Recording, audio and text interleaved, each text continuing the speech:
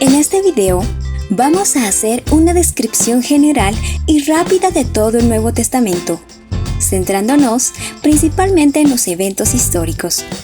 El Nuevo Testamento contiene una serie de documentos de gran importancia para el cristianismo, donde se relatan la vida y ministerio de Jesús, luego los comienzos de la iglesia primitiva, seguido por una serie de cartas apostólicas, y finalmente las profecías futuras del libro de Apocalipsis. La vida de Jesús está descrita en los 4 evangelios: Mateo, Marcos, Lucas y Juan. La palabra evangelio literalmente significa buenas noticias. Entonces, el objetivo de estos libros es contarles a otros acerca de las buenas noticias de Jesús. Todo comienza con Jesús, pero no como el niño Jesús, porque antes que comenzara todo, ya existía Jesús. ¿Esto tiene sentido? Claro que sí. El apóstol Juan nos dice que Jesús realmente existió antes de la creación de todas las cosas. Y no solo eso, pues también es el creador de todo, porque en realidad es Dios. Digamos que es una afirmación bastante audaz, pero todo lo que se diga a partir de ese momento será el intento del Nuevo Testamento de probar la afirmación de Juan, es decir, que Jesús es Dios y que vino a rescatar a la humanidad del pecado. Avancemos rápido. En algún lugar alrededor del año 6 a.C., en vida del rey Herodes el Grande, un ángel llamado Gabriel se aparece a 2 personas, un anciano llamado Zacarías y a una joven llamada María. A Zacarías, el ángel le dijo que tendría milagrosamente un hijo de su esposa Elizabeth, que era estéril. Este niño sería llamado Juan. Y también a María, prima de Elizabeth. El ángel le dijo que tendría un hijo en su virginidad, y este sería llamado Jesús. José, el prometido de María, después de escuchar la noticia, quedó confundido. Entonces, el ángel Gabriel también se le apareció y le animó a no abandonar a su prometida, porque el niño que nacería vendría de parte de Dios. Poco tiempo después, unos reyes magos recibieron la noticia sobre el nacimiento de Cristo, el Salvador.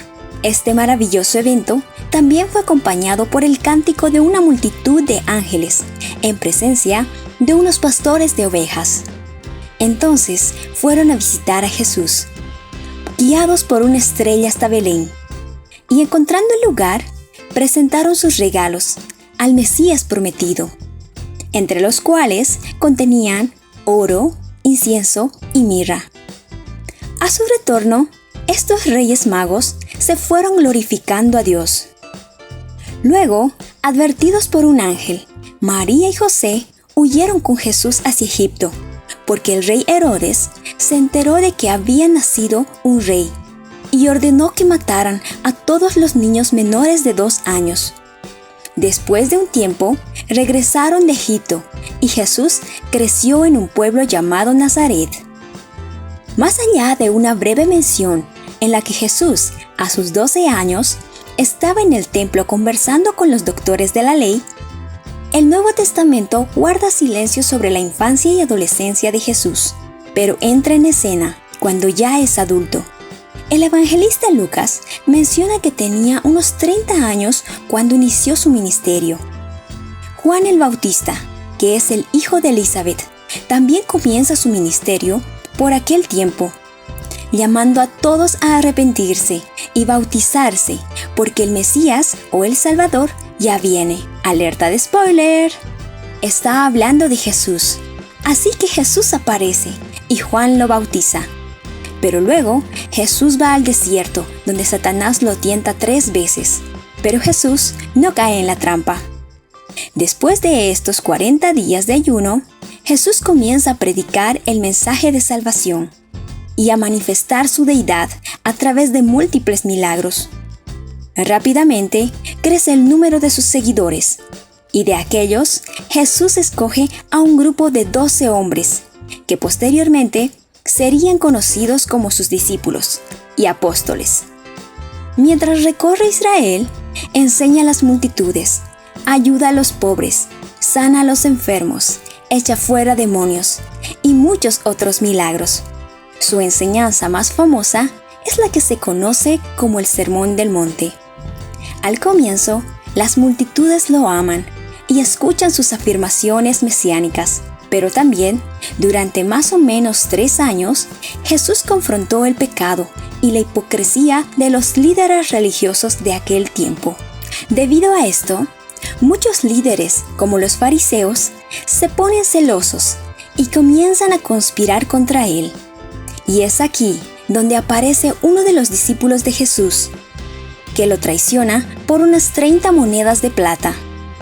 Y este personaje es Judas Iscariote. Aquella noche, Jesús es arrestado y juzgado injustamente por sus enemigos.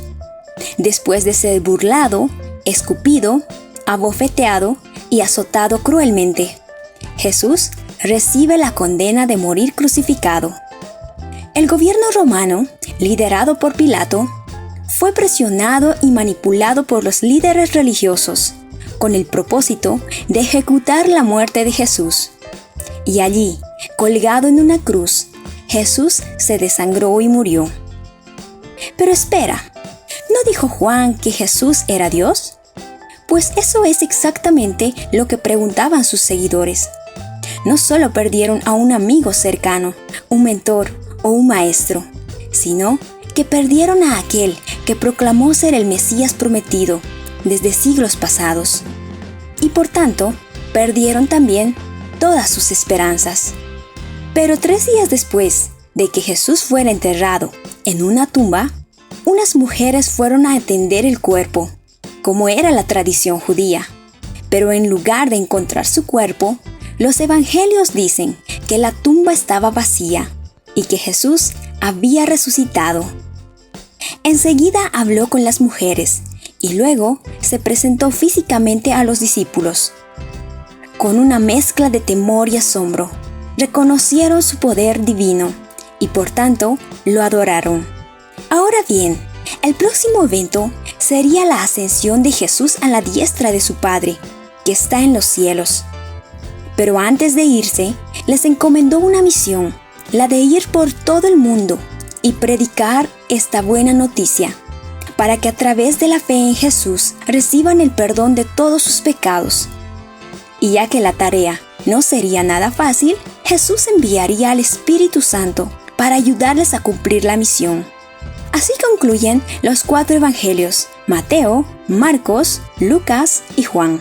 Luego comienza el libro de los Hechos, que también fue escrito por Lucas, y continúa desde donde lo dejó. Jesús regresa a su Padre, y sus discípulos continúan reuniéndose juntos en espera del Espíritu Santo. Mientras tanto, eligen un nuevo discípulo, llamado Matías, para reemplazar a Judas Iscariote, quien se ahorcó por remordimiento. Luego, esperan en Jerusalén. En Pentecostés, una fiesta judía, Jesús envía su Espíritu para dar poder a sus discípulos, para que hablen con denuedo. Y miles de judíos escucharon el mensaje y creyeron que Jesús es el Cristo. Desde ese momento en adelante, los discípulos comenzaron a ministrar de la misma forma en que lo hizo Jesús. Recorren toda Israel, enseñando a las multitudes, ayudando a los pobres, sanando a los enfermos, expulsando demonios y muchos otros milagros. Los fariseos también comenzaron a hacer lo que mejor saben hacer: tramar contra los discípulos de Jesús. Inmediatamente comienzan a arrestarlos, golpearlos y amenazarlos para silenciarlos. Pero los discípulos se negaron a guardar silencio sobre lo que habían visto: que Jesús había resucitado y que volvería por segunda vez como Rey al final de todos los tiempos. La tensión aumenta en Jerusalén y Esteban se convierte el primer mártir por confiar en Cristo. A causa de esta persecución, la iglesia se dispersa, sigue creciendo por todo lugar. Uno de los principales promotores de esta persecución fue un fariseo llamado Pablo, o Saulo de Tarso. Aproximadamente en el año 34 después de Cristo, Pablo viaja a una ciudad llamada Damasco para continuar con la persecución. Pero en el camino tiene un encuentro milagroso con el Jesús resucitado, que lo confronta y luego se arrepiente de su maldad. E inmediatamente, Pablo se convierte y se une a la iglesia que anteriormente trató de destruir. Luego, comienza a difundir las buenas noticias con todas las personas que pasan por su camino.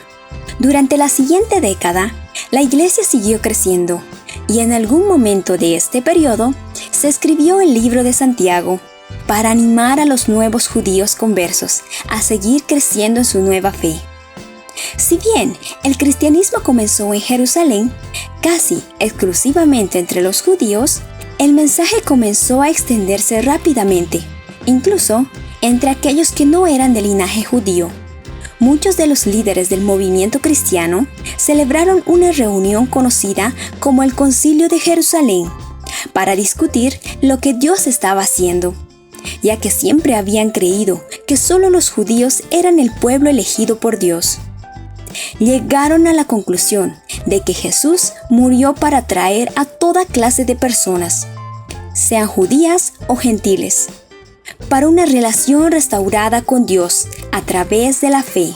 Alrededor de este tiempo y durante la próxima década, Pablo realizó 3 viajes misioneros, difundiendo el Evangelio por todas partes. Su primer viaje lo mantuvo en la esquina noreste del Mediterráneo, yendo de ciudad en ciudad, predicando las buenas nuevas de Jesús. Su segundo viaje, después del Concilio de Jerusalén, comenzó en Antioquía. Luego fue al norte y rodeó desde Siria a través de Galacia, Asia Menor, Tracia, Macedonia y luego todo el camino de regreso a Jerusalén. El tercero siguió el mismo camino, similar cuando volvió a visitar las buenas nuevas que había comenzado. Durante estos años, escribió las cartas de Primera y Segunda Tesalonicenses, Primera y Segunda Corintios, Gálatas y Romanos, que fueron escritas a algunas de las iglesias que inició a lo largo de sus viajes misioneros. Alrededor del año 60 después de Cristo, Pablo regresa a Jerusalén y es arrestado debido a la influencia de los fariseos sobre el gobierno. Pablo va a la corte y es deportado a Roma, donde le espera un juicio bajo arresto domiciliario. Pablo finalmente ha llegado al epicentro del mundo conocido, el corazón del Imperio Romano. Mientras todo esto sucede, el apóstol Pedro escribía su primera carta. Ahora bien, es importante destacar que mientras Pablo estuvo en prisión, aprovechó el momento para escribir las cartas a los Efesios, Filipenses, Colosenses y una más breve a Filemón. Posteriormente, también escribió a Tito y 2 cartas a Timoteo. Aunque en la Biblia no se relatan todos los detalles del ministerio de Pablo, podemos acudir a los registros de la tradición eclesiástica, los análisis historiográficos y exegéticos, para señalar que aproximadamente en el año 67 después de Cristo, Pablo fue decapitado por su fe, y en este mismo periodo de tiempo se escribieron Segunda Pedro, Hebreos y Judas. Entre los años 90 al 95 después de Cristo, el apóstol Juan escribió la primera, segunda, tercera de Juan y el libro de Apocalipsis, con el propósito de consolar a los cristianos perseguidos y para recordarles la consumación de todas las cosas con la segunda venida de Jesús, quien ahora ya no es descrito como el siervo sufriente, sino como el león de la tribu de Judá, que vuelve para establecer su reino con vara de hierro y obviamente juzgar a su archienemigo Satanás, juntamente con todas las huestes demoníacas y todos aquellos que amaron más las tinieblas que la luz.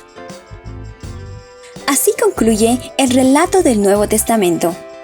Nos vemos en el próximo video, donde seguiremos subiendo materiales bíblicos que te sean útiles. No olvides suscribirte a este canal y dejarnos saber tu opinión al respecto. Y si te gustó nuestro trabajo, regálanos un me gusta, comparte este material y activa la campanita de notificaciones para enterarte de nuestros próximos videos. ¡Hasta la próxima!